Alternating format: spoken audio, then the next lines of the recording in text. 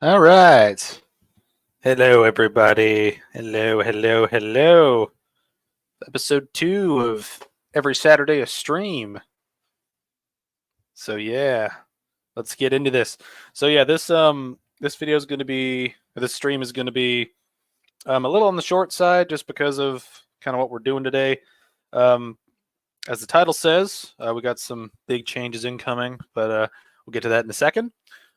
First off, I'd just like to thank you all for being here. And the first episode turned out pretty good, so I'm trying to smooth things out. Hopefully, they'll improve over time and just do well in the future. I figured this would be a nice thing. I figured the more regular I make this, the more people will be able to get used to it appearing, and the more people will tune in. Because I know the last one only had like one person show up, but hey, we do what we can do. But yeah. So first thing is the big news that we're going to talk about. The big update that's coming, because this big update affects pretty much everything I'm doing in the future. I am moving. My wife, family, and I are moving out of this building into a house. So we're very excited about it. And as such, we are going to have to kind of stagger some content for a little bit, just because I had initially plans to try to wrap up and release my Zombie Army series, not Road to Commander, my Zombie Army series commentary by the end of February. I had hoped to get it out by the end of February, but with all the plans for moving and everything we have to do, we might be moving out as early as February, so I don't think I'm going to be able to get that commentary done. Fingers crossed. I'm going to keep working on it, and I'm going to keep working on it probably until a week before we move out and before I have to break down my computer and pack everything up. But I am going to be focusing on that to keep that going for as long as I can, production-wise, just to try to get it out there, because during the moving process, I probably won't be able to do anything for like maybe a week. Might be a solid week, because once everything's packed up and ready to go, we're probably going to leave things packed up and ready to go until we actually move into the new house. So yeah, big things with that move. And this is one thing too, is with the move, I'm going to be setting up some more things in my sort of recording studio. That's the fancy way of saying the bedroom I've co-opted for my YouTube purposes. But once we move into this new building, I do plan to set up some other that will help with some content production, as well as some different types of content. Like, for example, I'm really into music. I've written a lot of music that I would like to put on the channel. I just don't have a good way to record it yet. And part of the reason I haven't tried recording anything is because I've got the gear, but I don't have the space to actually set up something to let me record it and post it yet. So that's something that I plan to expand out upon. And also, once I get the system set up in the new house, I will be able to put up a whole bunch of stuff that will help me for recording purposes, like soundproofing and things like that. So there's a lot of changes that are going to be coming underway while we do this, and there's just a lot that I would like to do in terms of just different types of content moving forward. Like I said, I do plan to do commentaries and kind of critically aligned things and sort of scripted rant videos as sort of the quote unquote main stuff on the channel, or at least the main stuff that I'm most proud of anyway. But yeah, so that's going to be kind of a huge thing. Is the whole moving process is going to delay some things. I'm not sure exactly when it will happen, but there will not be an ESAS episode on that day, obviously, because we're probably going to move over the weekend. And yeah, we're probably going to be busy with that for a good week or so. So, like I said, I'm going to work really hard to get the Zombie Army series commentary. Just try to make as much progress on that before the move. If I can get it up, if I can get all the editing done and all the recording done and edited and just uploaded before then, fantastic. I will release it if I can.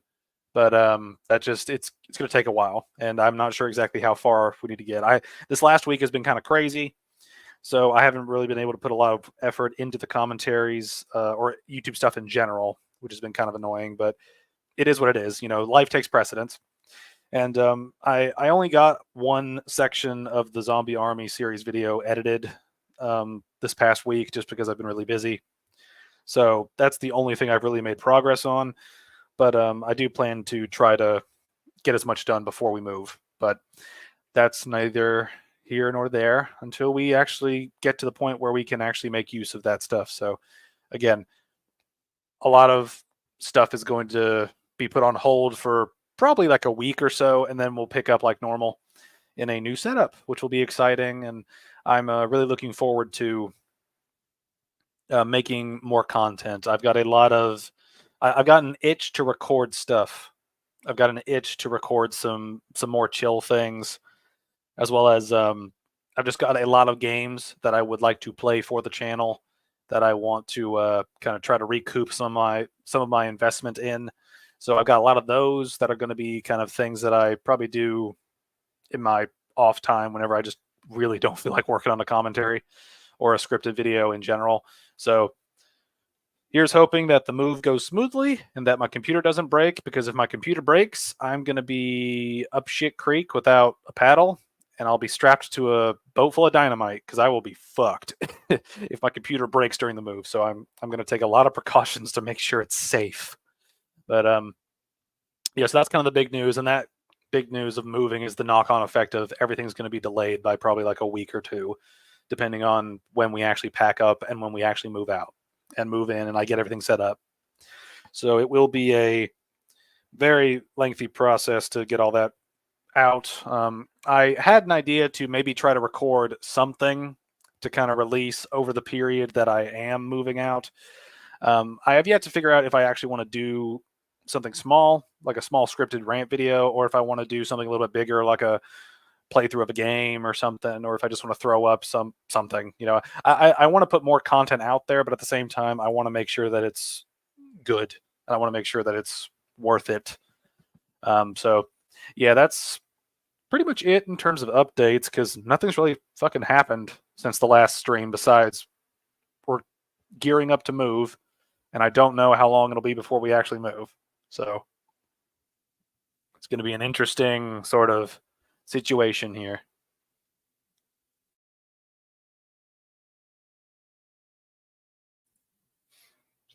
So yeah, now we're going to get into the special activity, because as you can see, it's a Metallica Kill 'Em All tier list. I figured this be something short and sweet since I've got a lot going on. I figured that some of these special activities might be easier to do if they're just a simple little tier list and just some fun stuff happening right now.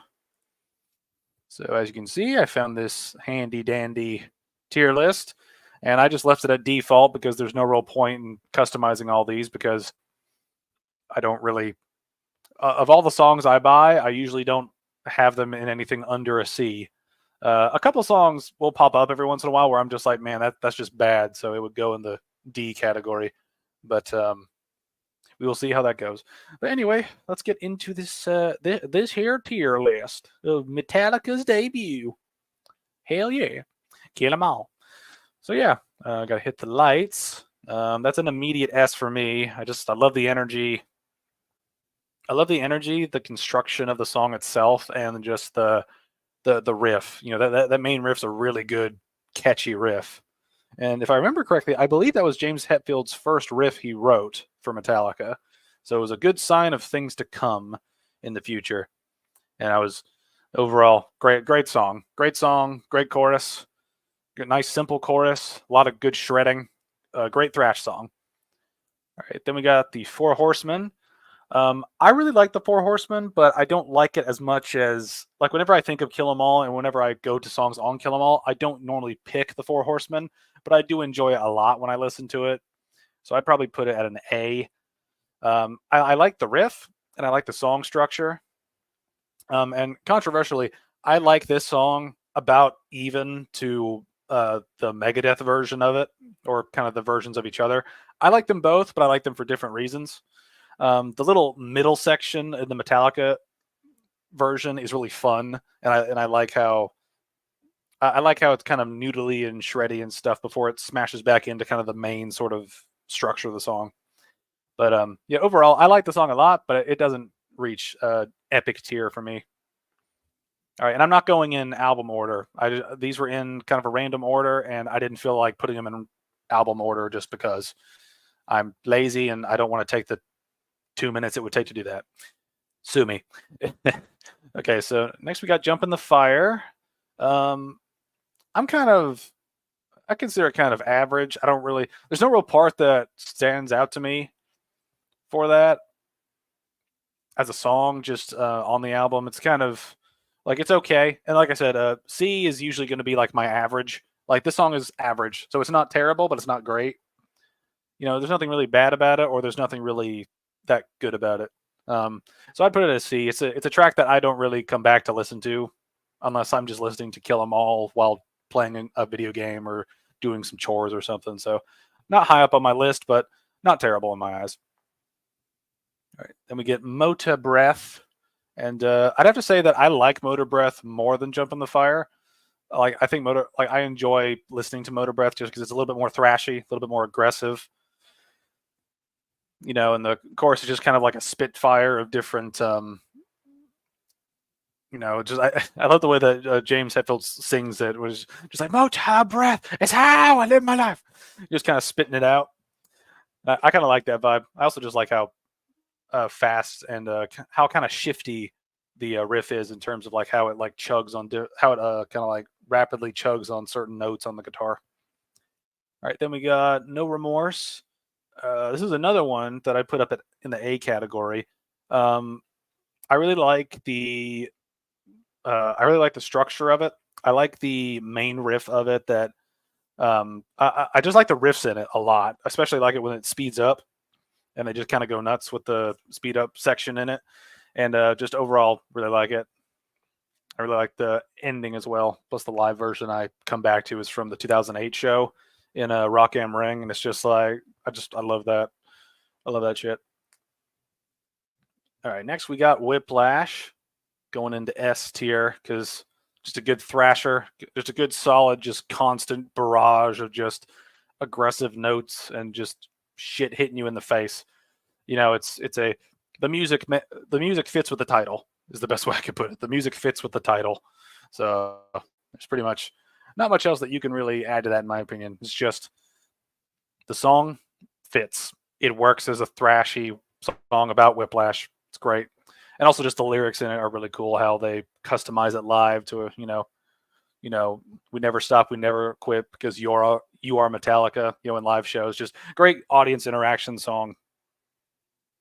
And also just a lot of great fun of how they tweak the lyrics to like whatever city they happen to be in at the time or wherever they happen to be. And it's just a good song on the record and a good song live.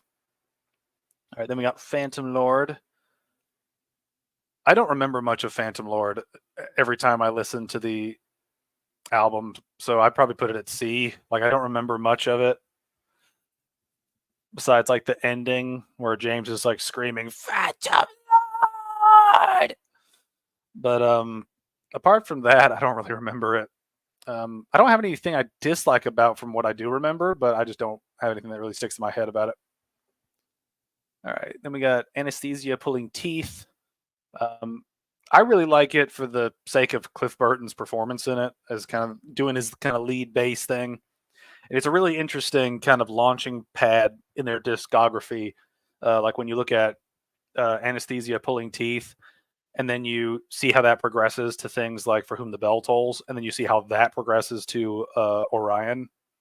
And so it's a really interesting progression to see Cliff's sort of style and how they write a song around his style into like different avenues. And also I just think that Cliff Burton was a great fucking bass player. It's pretty, it's one of those unsaid truths. It's like, is water wet? Yes. Was Cliff a great bass player? Absolutely. And just a great performance there. All right, then we got Seek and Destroy. That's immediately going up an S just because crowd participation is fucking fantastic for that song live. It is amazing. Also, it's just really catchy. It's got a good groove to it, you know. And I like how it does that little shift during the solos, during the kind of the middle bit where you get the solo, where you get kind of the chugging, you know, song. Then it kicks it up for a solo. You have a little bit of a thrashy thing. Then it comes back for a nice sort of roundabout where you come back to the structure of the verse and the chorus. And I really like the outro riff of Seek and Destroy. I really like it. It's a really good. I believe it's a chromatic scale.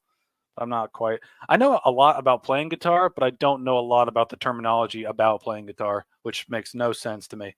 But whatever. I like playing it, and I know how to play it, sort of. But anyway, great song, good riffs, solid chorus. All right, then we got Metal Militia, and Metal Militia was actually kind of a thing that the more I've listened to it, the more it kind of grows on me. And I like it a good bit.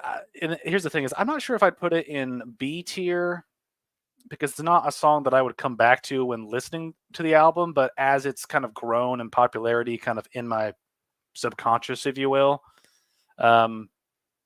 it's become kind of a fun little thing. The thing is here, see, is it on par with Four Horsemen, No Remorse, and Pulling Teeth, or is it on par with Motor Breath for me? It's the biggest thing. I'd probably put it in Motor Breath territory because it's a good song, but it's not one that I immediately think of when I think of the album, and it's not one that I immediately pick when I do think of the album. You know, like kind of a good way to break this down, actually, based on the list here, is just C is the stuff that I forget is on the album, but I enjoy when I listen to it. B is stuff that I remember parts of, but whenever I think of the album, these are not in the ones that pop up on the list. Whenever I think of the album, I think of all the S and A tiers, and whenever I pick the album, I am immediately wanting to skip to Hit the Lights, Whiplash, and Seek and Destroy. You know, and it's kind of interesting how I picked these three tracks because you got one at the beginning, one in the middle, and then one at the end, which is kind of neat. But yeah, it's just kind of a fun little. This is kind of a fun little thing, and I did not expect this to go by so quick. So I don't know. I thought the stream would last a little longer, but it's only been going for what, like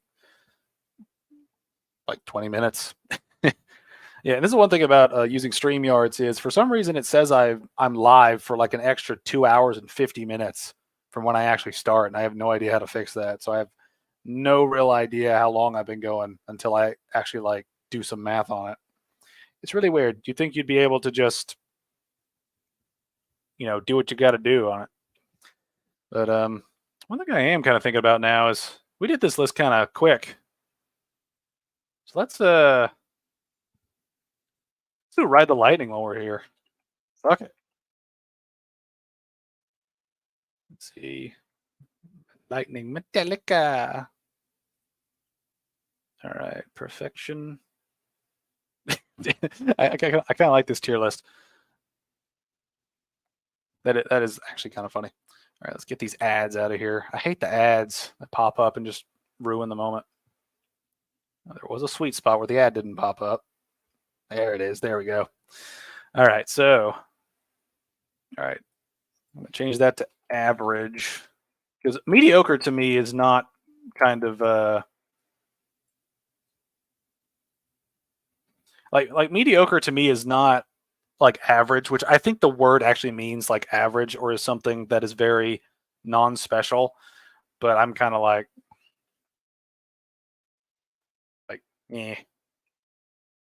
I'm just gonna go ahead and change all these back over to S, A, B, C, and D just for the sake of it. And yeah, so let's figure out.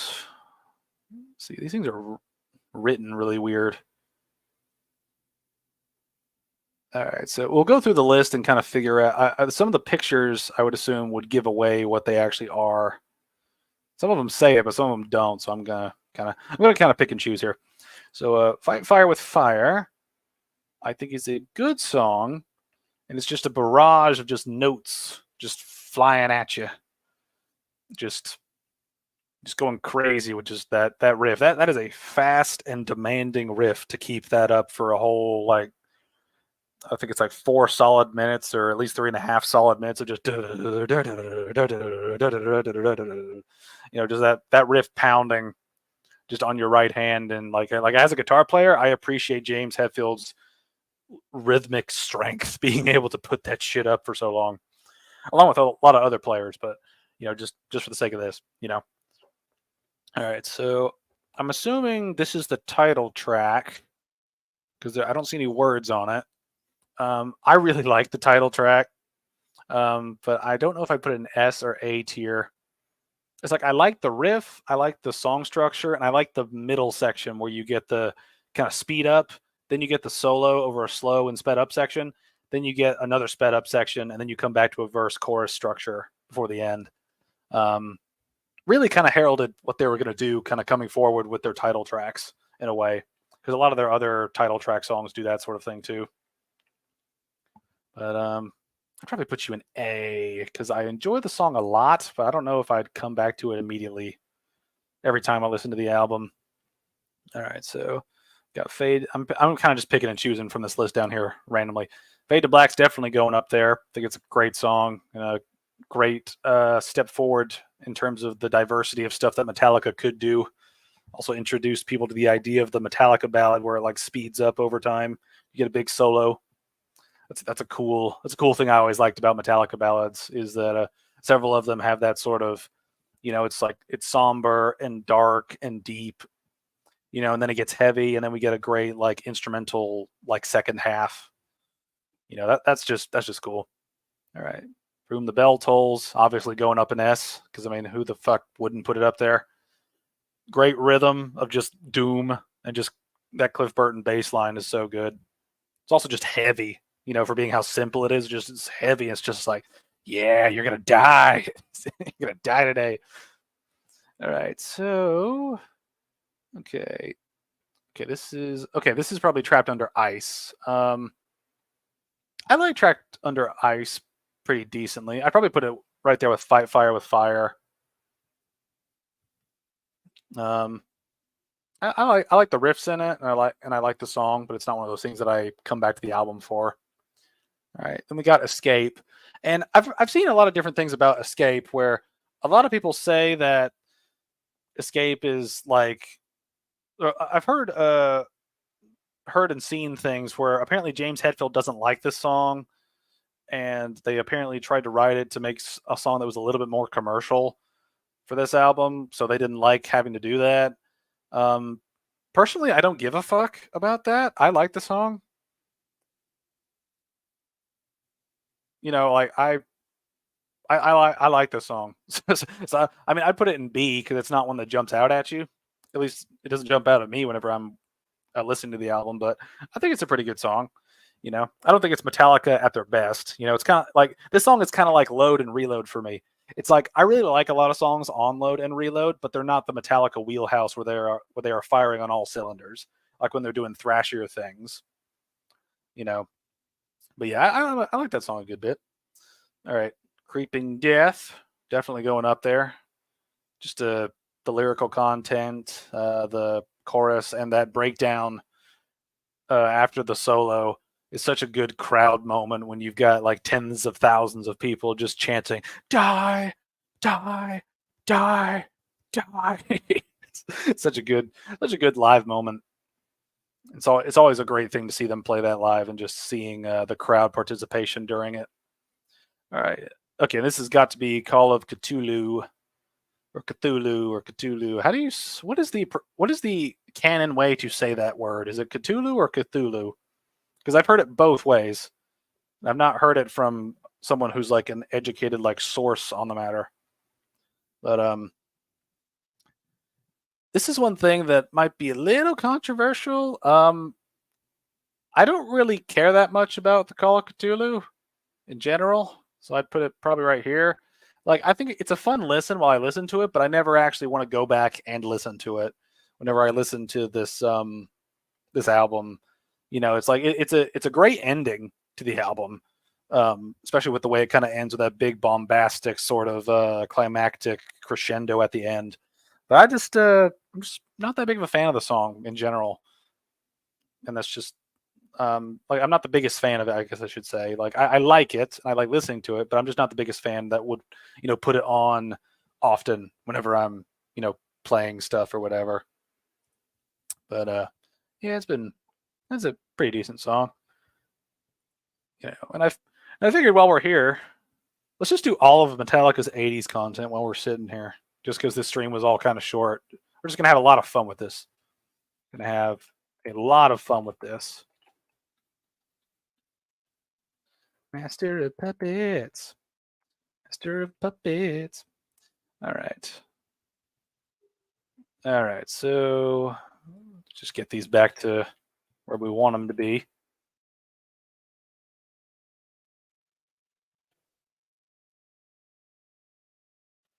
All right. So I've got a little bit of lore with the Master of Puppets album, because the first song that introduced me to Metallica, where I became interested in them, was Battery from playing Rock Band 2 back in the day. I heard Battery and I was like, this intro is so amazing, and yeah, definitely going an S tier for me. It's just that intro with the kind of like thick Spanish guitar sounds where they're really layered and harmonized. It's got such a great classical sort of sound to it. And then you get the electrification of it, which makes it sound even more epic and heavy and grand. And then you get the slam when the real song kicks in, and you just get that fast, tight rhythm, of the main Battery riff, just kind of like beating you over the head for most of the song from that point on. And just the entire song, every riff is just fucking great in Battery, and I love it so much. I love the intro. I love the slam of the main riff. I love the chorus sort of riff that goes under that kind of matches with the main riff, but it's a little different. And I like the bridge section with the lead guitar part before the solo starts. It's got a really good shreddy solo. Then the sort of odd time thing where that it's a good headbanging, just like fuck yeah sort of riff. Just a lot of great shit. Just a lot of great shit. Just a great song from front to back. Great song. All right, so let's keep going here. All right, let's do the title track. Title track's definitely going up there. One of Metallica's greatest songs ever, just for the whole package, right? Great aggression, great performances, a good bit of thrashy kind of groove, a great melodic middle section that shows the diversity of what Metallica can do and what they can do well. Got a very great doom-ridden riff building back up before the main solo, and then from there to the end, just a great main riff, extremely catchy pre-chorus and chorus, and just great song overall, and just a really interesting subject matter that you can apply to kind of different things, even though it's talking mainly about drugs and drug addiction. You can kind of expand it out to a lot of great things. So just really great song. Probably one of Metallica's top 3 songs. Definitely, it's definitely in the top 3 or 5. All right, so let's see which ones would be the thing that should not be. I'm assuming it's the Cthulhu looking one. Yeah.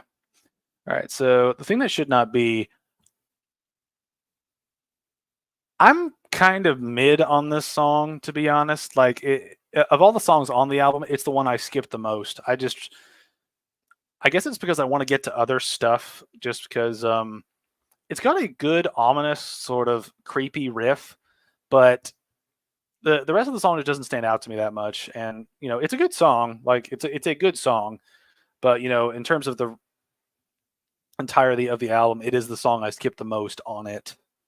Just because it's the actually, now I think about it, of all the songs on the album, it's probably the one with the least amount of dynamics in it. Probably tied with Disposable Heroes, but it's rather slow. It's slow, and the dynamics in it are rather limited compared to everything else, and that And I like songs with a lot of dynamics, as you can see from the top 2 so far. All right, and then we get Welcome Home Sanitarium. I think that's an A. I really enjoy that song. I really love the way the main riff is kind of constructed, where it's kind of in a weird time signature. I believe it's in 5/4, so it's weird. So like you get that little kind of hiccup in between, like, or like the riff is like a 4/4, then like a 5/4 or something like that, where it's got a little bit of a hiccup before it repeats the riff. The main like soft, like clean picking riff during the verses. But I really like it, and I really like the build up. The only thing I don't really care for about Welcome Home that kind of puts it below S tier is that I'm not that big of a fan of the solo of it. I like everything around the solo. Like I like the chorus. I like the intro solos that are kind of more light and melodic and things like that. But yeah, I just don't really care about the solo in general, but just everything around the solo I think is really good. You know, it's not to say the solo is bad. It's just the solo doesn't stand out to me like Fade to Black or One's solos do. You know, because those solos are fantastic. You know, the instrumental sections in the second half of both of those songs are really good. The instrumental bit here is also good, but the solo itself just doesn't have a lot of luster for me. All right, now let's get to Disposable Heroes. I really like Disposable Heroes. That machine gun riff for 8 solid minutes gets to me. It's just so much fun to. It's fun. It's a fun riff to experience. It's a fun riff to actually play, and it's just a fun riff in general. That's just demanding, and like the song itself is such a visceral, violent piece of music. You know, like it's so aggressive and in your face and fast and so machine gun, you know, aggressive that it's just. I love it. I love it. I love it so much. You know, and just the way they handle talking about warfare with the riffs underneath it is such a good ominous machine gun style, like, you know, like you're gonna fucking die, and we're the ones that control when you die. You know, just a great metal, just a full on war, like a war metal song. You know. All right, so now let's get into Leper Messiah. I like Leper Messiah a good deal. I like it a lot. I like the main riff and how it's kind of weird. You know, it's very odd sort of riff. And I think I don't know what the actual answer is, but I've heard that Dave Mustaine was the one that actually wrote it, and then Metallica tweaked it a little bit. But either way, great riff. And I like when the song does its kind of shift where it starts to speed up and get more aggressive. You know, and just the core, the subject matter and chorus of it is really poignant. You know, it's like I forget exactly each word in the chorus, but it's like send me money, send me something, heaven you will meet, make your contribution, and you'll get a better seat. It's like that's such a poignant sort of like, you know, like kind of a fuck you for trying to buy your way into heaven sort of a thing, you know, but also condemning the people that are like asking people to pay them to get into heaven when, you know, you don't have to do that, depending on what your beliefs are. I don't believe you have to. All right, but yeah, good song. I really like the different shifts in it, and the riff is very unique. Now we get to Orion, and I got to put that fucker up there. Orion is one of those songs that I can listen on loop to and just be taken in. I'm stuck in the spacey kind of psychedelicness of it all. Like it's got such a great vibe, and it's such a great Cliff Burton song. You know, just like all the riffs, the way the way the dynamic works, where you get that fade in of the bass and the drums, and then you get the guitars coming in with that kind of like, you know, it's almost a gentle chugging riff, which you don't really see that often, but it's a very gentle sort of melodic riff before you get the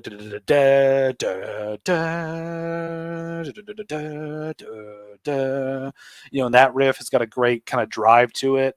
You know, and then when you hit the middle bit with the melodic sort of bass, walking bass line and the guitar melody over it, such a soothing sort of like it's spacey but somber, but also very it's sort of it's kind of a thing where it's like emotionally open to whatever you're feeling at the time. So if you feel sad, you can feel sad in the moment. If you feel kind of lost, you can feel lost in the moment. If you feel a little um if you feel kind of content, it works. Like it's a weird musical space where you can kind of just project your emotions into that section and just kind of vibe with the music since there's no words, you know. And I think that's one of the best things about instrumental music is you can kind of put your own interpretation and emotion into the songs and have your own sort of moment because there's no lyrics. So there is no subject matter. It's just the music and the sound and how it moves you on a personal level. And that's one thing that I love about music in general is just how it makes you feel and how different types of music can make you feel certain ways, but how you feel also affects the music in your own way, you know, to your ears, you know, like when certain things happen or when certain lyrics or riffs or melodies or solos or passages come through, you know, just music is just magical. Music is just magical. But yeah, fantastic Cliff Burton song. And, you know, what a way to, you know, I think that's probably Cliff Burton's best song that he did with them. And I just love it. That's one of the few songs in general that I can put on loop and be totally happy with listening to it on loop. Very few songs get that sort of pass from me, but I just love that song. All right, now we got the last track, Damage Incorporated. Some people have leveled a criticism that Damage Incorporated is kind of an ending that is kind of a sort of a, you know, a thriller rather than a filler rather than thriller. Some people have said that. I disagree. I think it's a really fun song to kind of kick the energy back up at the end of the album. But I do kind of wonder what the dynamic would be like if we had Damage Incorporated after Leper Messiah and then we had Orion be the ending of the album. It's because I think Orion as an ending would kind of leave you with kind of an emotional sort of ending, you know, kind of an emotional farewell as opposed to a thrashy farewell. But all things considered, really like Damage Incorporated's song structure. I like how it's very in your face, very aggressive. And when James Hetfield says go, and then Kirk just starts shredding that solo out, it's such a great little moment of like, you know, it's time to just metal up and fucking shred. And then they metal up and fucking shred. And it's just a great thing. So yeah, here's that tier list. I actually didn't expect this to be down as far on the list, but I guess that's because you don't really think about songs you don't really care about until you are kind of forced to think about them. So it's a very weird thing. Very weird thing. So let's do And Justice for All, and then we'll end this stream. Let's see how this goes. Oh man, doing justice stuff means that I'm gonna get a bajillion justice things pop up. All right. So oh man, I love the artwork here. It's very high quality. But at least they're in order. So that's good. All right, so let's start off with Blackened. I put it at A.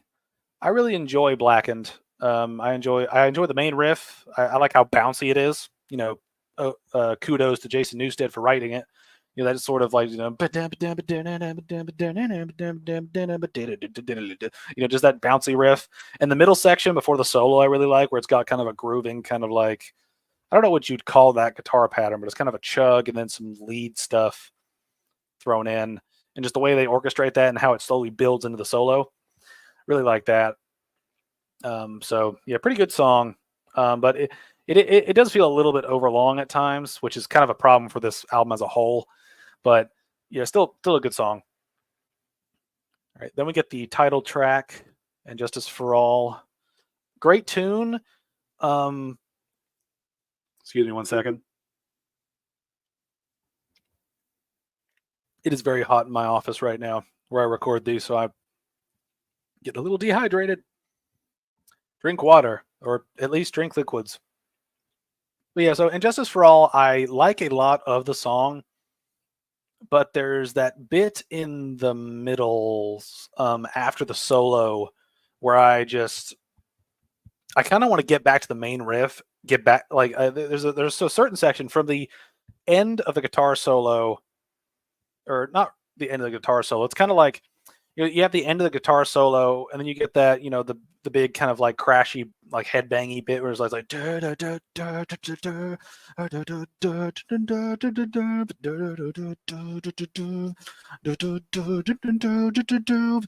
headbangy bit. And the bit that gets me is the bit where it slows down, and before we get back to what the intro was sort of like, where you get that dun dun dun dun dun dun dun dun dun dun.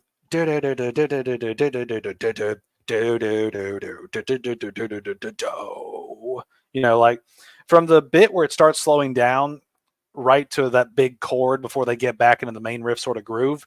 That section is a section I'm not that big of a fan of, and it's one of those sections that makes me want to skip. Like if I could skip sections of songs, that's one of the sections of the song that I would skip. It's just one of those sections that I'm not really that big of a fan of. And that's the one thing that kind of keeps the title track from being S tier for me. Is I like the main riff, I like the odd timing of it, and I like the lyrics of it, the pre-chorus and the chorus of it. It's just that little slowdown bit after the solo really gets to me, or after the headbangy bit after the solo, just really gets to me, and I'm just not that big of a fan of it. But yeah, it is what it is, as they say. But now we get Eye of the Beholder. Eye of the Beholder is kind of a very average song for me.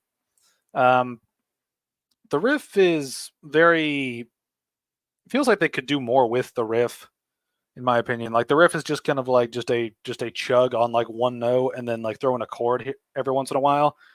But it's just it feels over, like that's one of the tracks that feels the most like over long, in my opinion. It feels like it's very stretched out. Like if you sped that song up, I feel like it could have some fun. Where instead of doing like if you did that faster, like something that makes it a little bit more excited than just, because it's got that kind of droning sort of feeling throughout the whole song, where it's just kind of like and yeah, like even with the chorus, which I think is a good chorus, it's still kind of a song that feels like it just kind of goes on and on and on, when it doesn't really. Like if I remember correctly, I think it's shorter than Blackened and several other songs, but it just kind of goes and goes and goes, and I kind of want it to end. So like of all the follow-ups to a title track, I think this is probably the weakest, in my opinion. But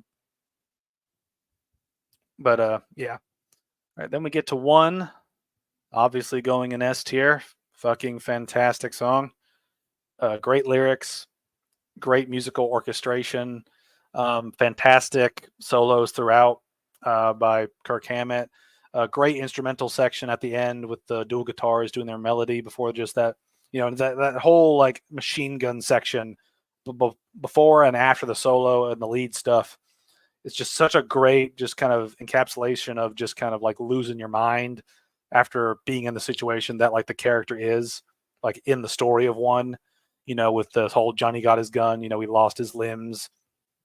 It's like, I cannot speak. I cannot, he can't see, he can't speak, he can't, he's like, he just wants to die. It's a song that is just so dark from like every aspect of dealing with the idea of being almost totally crippled, right? You can't walk, you don't have arms, you don't have legs, you can't see, you can't speak.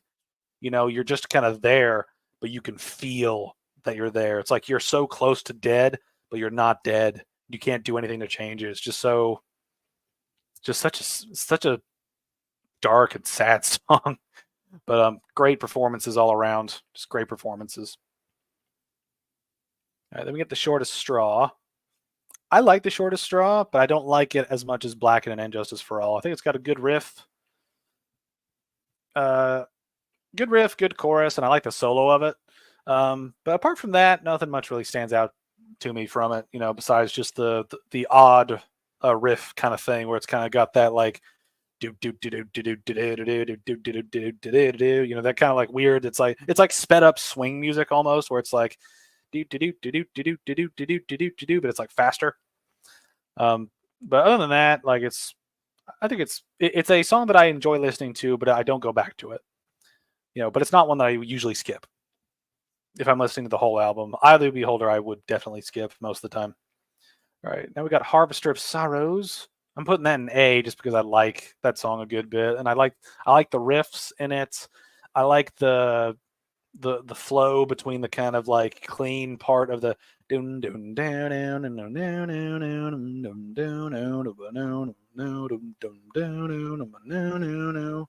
just that whole riff and how they intertwine that riff with a clean version, an electric version, and then how they lead into other riffs with it, like the noodly bit after the solo.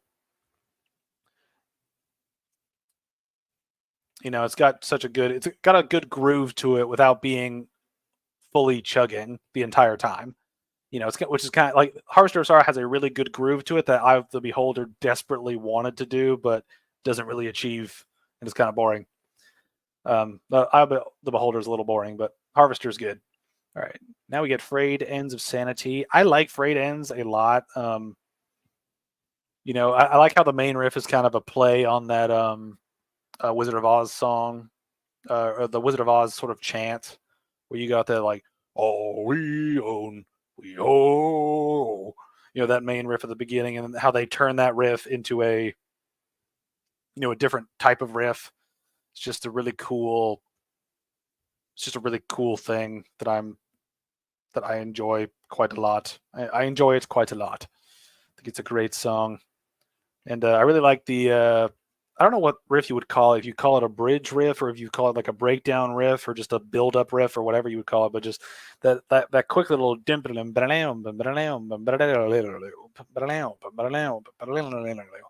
I love how like noodly and kind of like tight that riff is, where it's kind of like a quick burst of noodles, and then you get some quick like tight like open like palm muted like E string stuff. Then you get more noodling, and then it goes back. Like I like the dynamic of that whole riff. It's just a cool riff. Good song. All right, To Live Is to Die. I'd see To Live Is to Die is tough for me because there are really great parts in the song, but it just moves so slowly between the parts that it kind of like the main riff I consider kind of boring and very slower than it needs to be. But that melodic section in the middle is the bit that's like my favorite part of it, and I love that. But also, I'm not a fan of having having words in an instrumental like they had in this song. I like the words. I just don't like the words in this song, so to speak, right? But it's just the middle section is kind of thing that gets it to me, and that's the kind of thing where it's like the middle section would be in an A, but the rest of the song is kind of in a C, so I guess I put it at B. But yeah, just kind of like it's got really good parts, but it's also got parts that really drag, and I think that Eye of the Beholder and parts of To Live Is to Die are really good examples of how this album kind of drug out longer than it really needed to. Like you could make a tighter album that was maybe like 5 minutes shorter, that would be just as good. If you just cut out a couple riffs, or if you took out certain sections or made them shorter. You know what I mean? All right, but now we get Dyer's Eve. I put that up at an A because I like Dyer's Eve. I like the riff, and I like the subject matter of kind of telling like kind of being mad at your parents for being hypocrites and just kind of telling them to fuck off. I kind of like that. I don't have a problem with my parents, but I like how the song is orchestrated as sort of like a letter to it's kind of like a letter from a child to parents that let them down, sort of a thing. And I like that whole vibe. I like how it's executed and how aggressive it is. But yeah, there's the And Justice for All tier list. And I didn't expect to do all the 80s stuff today, but we are here. We're here. We did several albums in a row like this, and I think I might do this more just because these tier lists are relatively short to do, so I could knock them out pretty quick. But yeah, that turned out pretty good, all things considered. So let's get back to our regularly scheduled sort of stuff here. And yeah, so that's basically going to be the end of this stream. It was a lot of fun, and I'm hoping to do more.